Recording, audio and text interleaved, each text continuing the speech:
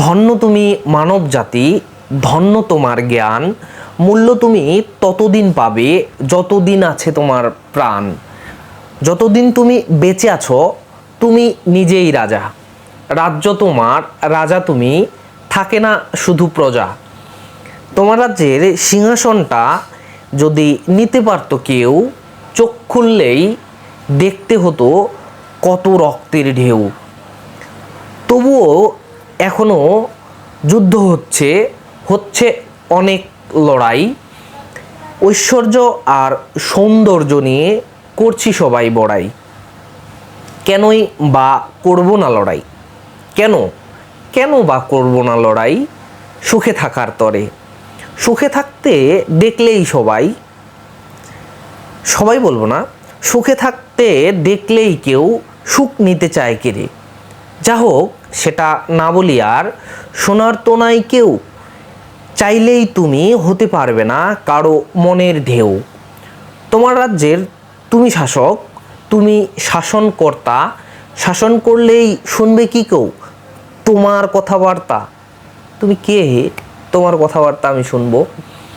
এটাই আমরা সবাই ভাবি, তবুও এটাই করি। সুযোগ পেলেই রাজা হয়ে উপদেশ দিতে ধরি। উপদেশ আমরা সবাইকে আসলে দেওয়ার চেষ্টা করি। সেটাই বললাম যে এটাই আমরা সবাই ভাবি, তবুও এটাই করি। সুযোগ পেলেই রাজা হয়ে উপদেশ দিতে ধরি।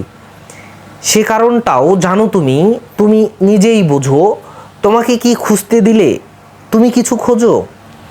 তুমিও চাও না কারো কথা শুনতে নিজে, আমায় শুধু উপদেশ দেয় নিজেকে ভাবে কি যে। কে হে তুমি আমাকে উপদেশ দিচ্ছ?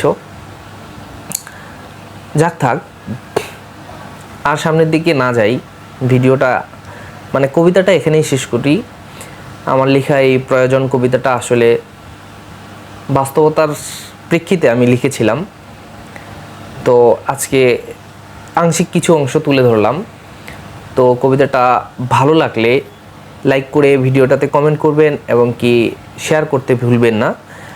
আর আপনি যদি আমার প্রোফাইলে নতুন হয়ে থাকেন বা আমার ইউটিউব চ্যানেলে নতুন হয়ে থাকেন, তাহলে অবশ্যই আমার চ্যানেলটা সাবস্ক্রাইব করবেন এবং কি আমার এই প্রোফাইলটাতে অবশ্যই ফলো করবেন।